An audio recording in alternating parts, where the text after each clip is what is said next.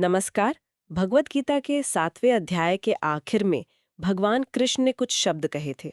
ब्रह्म, अध्यात्म, कर्म और भी बहुत कुछ। हाँ, बहुत भारी और गहरे शब्द। बिल्कुल। और अर्जुन, जो हमारे ही तरह है, इन शब्दों को सुनकर चकरा गए। और बस यहीं से 8वें अध्याय की शुरुआत होती है, अर्जुन के 7 सीधे सवालों से। हाँ, वो एक के बाद एक 7 सवाल पूछते हैं। तो आज हम अर्जुन के इन्हीं सवालों के सहारे आगे बढ़ेंगे। हमारा मकसद सिर्फ परिभाषाएं रटना नहीं है, बल्कि इनके जरिए सृष्टि, मृत्यु और हमारे अस्तित्व के जो सबसे बड़े रहस्य हैं, उनकी परतें खोलना है। और हमारे पास इस अध्याय के श्लोकों के अनुवाद और उन पर कुछ बहुत ही दिलचस्प टिप्पणियां भी हैं। तो चलिए इस खोजबीन को शुरू करते हैं। अर्जुन ने पूछा, हे पुरुषोत्तम, यह ब्रह्म आखिर है क्या? अध्यात्म किसे कहते हैं? कर्म का असली मतलब क्या है? और फिर वो आगे पूछते हैं, और ये अधिभूत और अधिदेव क्या बोला है? हाँ, और सबसे जरूरी सवाल, इस शरीर के भीतर अधियज्ञ यानी यज्ञ का स्वामी कौन है और कैसे रहता है? और वो लोग जिनका मन स्थिर है, वो मृत्यु के समय आपको कैसे जान पाते हैं?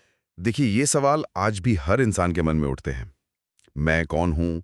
ये दुनिया क्या है? मेरा मकसद क्या है? सही बात है। कमाल की बात यह है कि अर्जुन ने 5000 साल पहले इन्हें इतने सटीक शब्दों में पूछ लिया। वो सिर्फ परिभाषाएं नहीं मांग रहे हैं, वो असल में वो पूरे ब्रह्मांड का एक नक्शा, एक ब्लूप्रिंट मांग रहे हैं। तो कृष्ण इन गहरे सवालों का जवाब कैसे देते हैं? क्या वो एक एक करके समझाते हैं? हाँ, लेकिन बहुत ही संगठित तरीके से। अगले ही 2 श्लोकों में वो पूरे सिस्टम को मतलब खोल कर रख देते हैं। अच्छा। श्लोक 3 में वो कहते हैं, अक्षरम ब्रह्म परमम, परम अविनाशी तत्व ब्रह्म है। अविनाशी मतलब जो कभी नष्ट नहीं होता।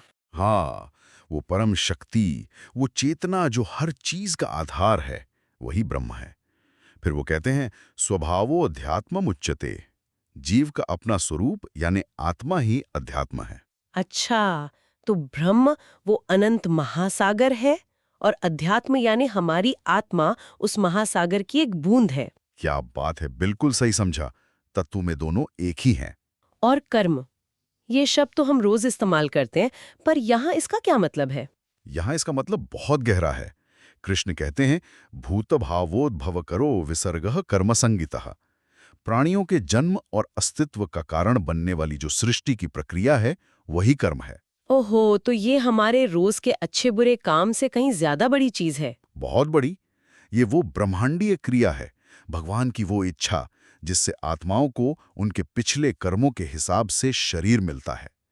ये एक तरह से वो पुल है जो ब्रह्म और अध्यात्म को इस भौतिक दुनिया में जोड़ता है। ठीक है, तो ब्रह्म, अध्यात्म और कर्म, ये तो हुए बड़े कॉस्मिक विचार। लेकिन अर्जुन ने अधिभूत और अधिदेव के बारे में भी पूछा था। उनका क्या रहस्य है? बिल्कुल। अब कृष्ण जूम इन करते हैं, बड़े फलक से हमारी दुनिया पर आते हैं। श्लोक 4 में वो कहते हैं, अधिभूतम क्षरो भावः, यह नाशवान संसार अधिभूत है। मतलब पृथ्वी, जल, अग्नि, हमारा शरीर, जो कुछ भी बदल रहा है, नष्ट हो रहा है, वो सब अधिभूत। और फिर पुरुषश्चाधिदेवतम, सृष्टिकर्ता ब्रह्मा, या कह ले ब्रह्मांड की वो संयुक्त चेतना जो इस सृष्टि को चलाती है, वो अधिदेव है। हम्म। और फिर सबसे हैरान करने वाली बात, कृष्ण कहते हैं, अधियज्ञो हमेवात्र देहे देहभृतांवर, और हे देहधारियों में श्रेष्ठ अर्जुन, इस शरीर में आंतरिक साक्षी के रूप में मैं स्वयं ही अधियज्ञ हूं। वाह, एक मिनट, मतलब हर यज्ञ, हर कर्म का असली भोक्ता हमारे अंदर ही बैठा है। हाँ, यही इसका सबसे क्रांतिकारी विचार है। भगवान कह रहे हैं कि मैं तुमसे दूर किसी स्वर्ग में नहीं, बल्कि तुम्हारे ही शरीर में, तुम्हारे हर कर्म के साक्षी के रूप में मौजूद हूं। ये तो दिमाग घुमा देने वाला है। और जो इंसान ये जान लेता है, कृष्ण कहते हैं, वो सबसे श्रेष्ठ है।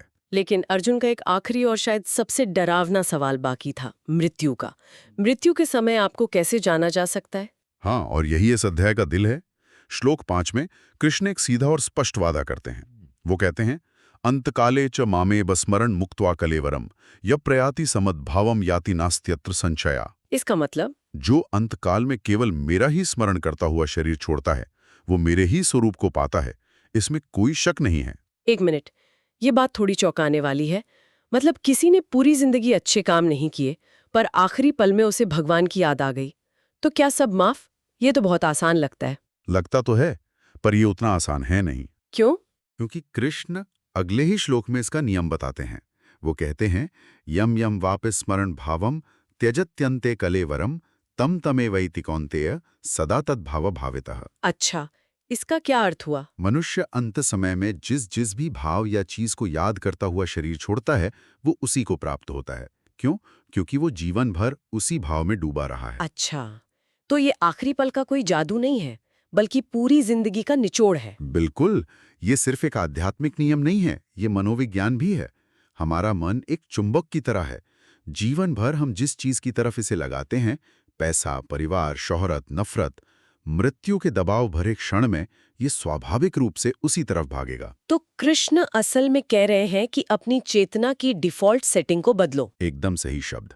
स्रोत में एक बड़ा सीधा उदाहरण है। अगर कोई मरते समय अपने पालतू कुत्ते के बारे में सोच रहा है, तो उसे कुत्ते की योनि मिलती है। तो फिर ये पक्का कैसे करें कि आखिरी समय में सही डिफॉल्ट सेटिंग काम करे? इसका कोई तरीका तो होगा? हाँ, और यही गीता का सबसे प्रैक्टिकल संदेश है।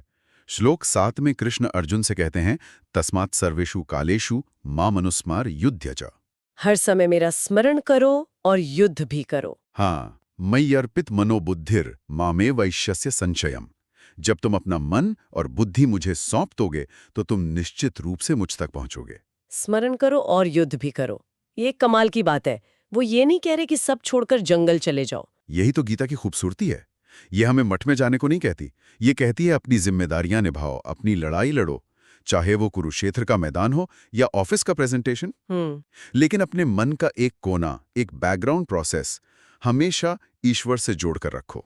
और ये अभ्यास से होगा। बिल्कुल। 8वें श्लोक में वो कहते हैं कि ये अभ्यास योग से होता है, यानी लगातार प्रैक्टिस से। बिना मन भटकाए जब कोई उस परम पुरुष का ध्यान करता है, तो वो उसे पा लेता है। ये तो ठीक है कि हमें ईश्वर का ध्यान करना है, पर किस चीज का? जब हम आंखें बंद करें तो सोचें क्या? कृष्ण क्या कोई तस्वीर देते हैं, कोई स्वरूप बताते हैं जिस पर मन टिकाया जा सके? बहुत अच्छा सवाल है।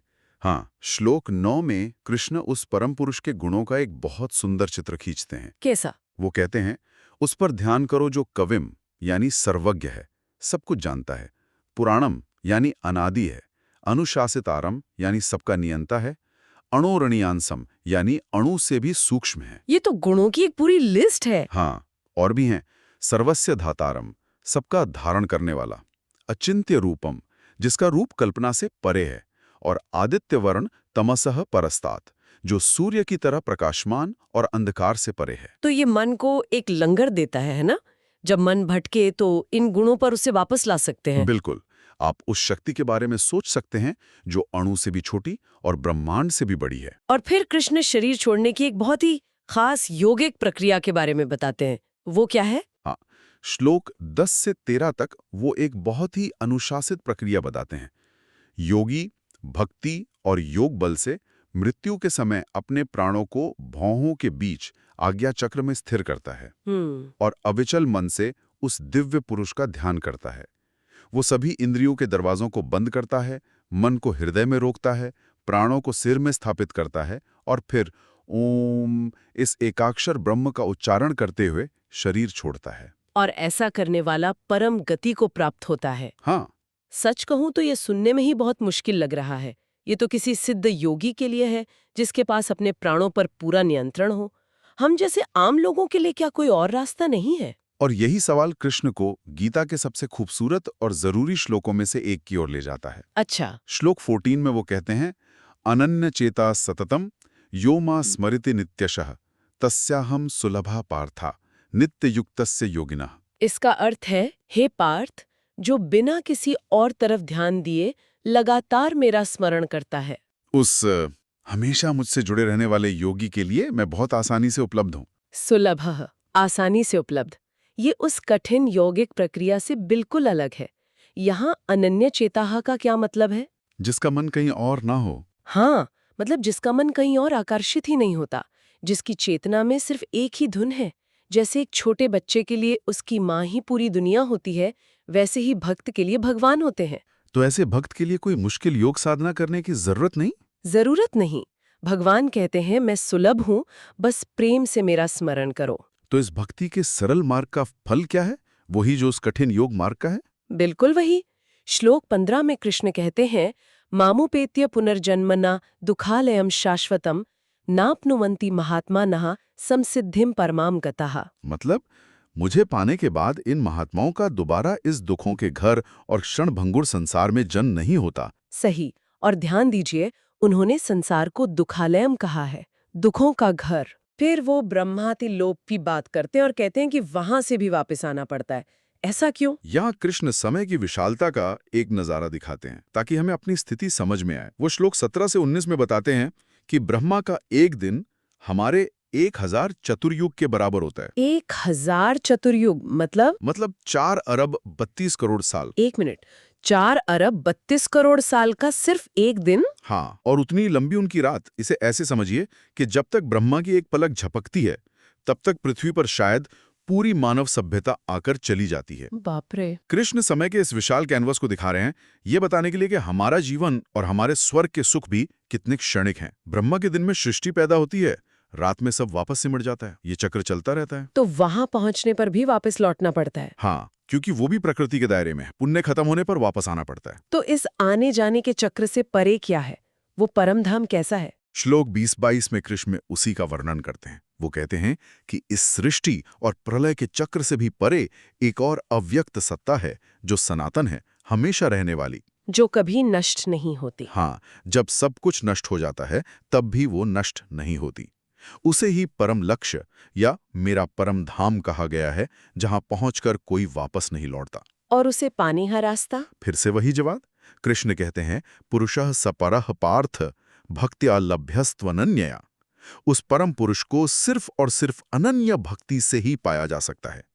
वो बार बार भक्ति की सरलता और उसकी सर्वोच्चता पर जोर देते हैं। अब अध्याय के आखिर में कृष्ण उन 2 मार्गों के बारे में बताते हैं जिनसे मरने के बाद आत्माएं जाती हैं, शुक्ल और कृष्ण गति। ये क्या है? हाँ, श्लोक 23 से 26 तक वो 2 रास्ते बताते हैं। और ये बहुत महत्वपूर्ण है क्योंकि इसे अक्सर गलत समझा जाता है।